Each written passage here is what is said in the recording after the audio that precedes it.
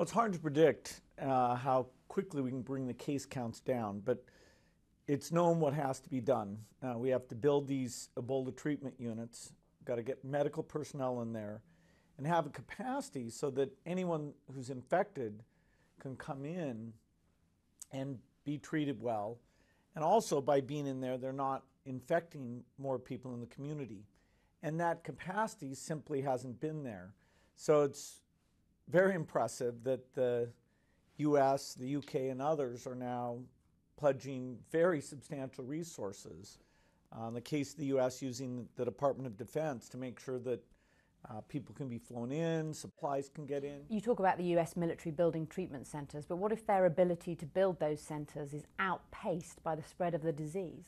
Well, as I look at the case count increases, a lot of what's going on is geographic spread.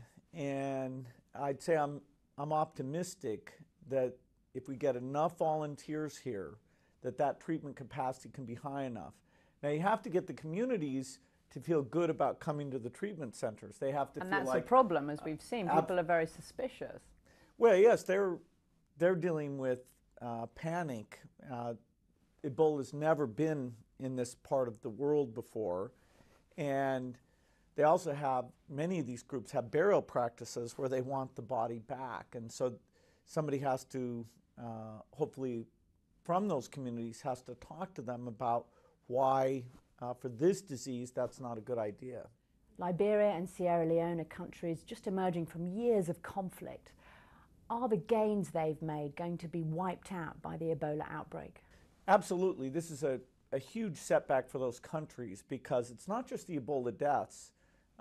When you have civil panic like this, it shuts down the health system for malaria and all the other diseases. So the actual disease that's taking place in these countries right now, Ebola is only part of that picture.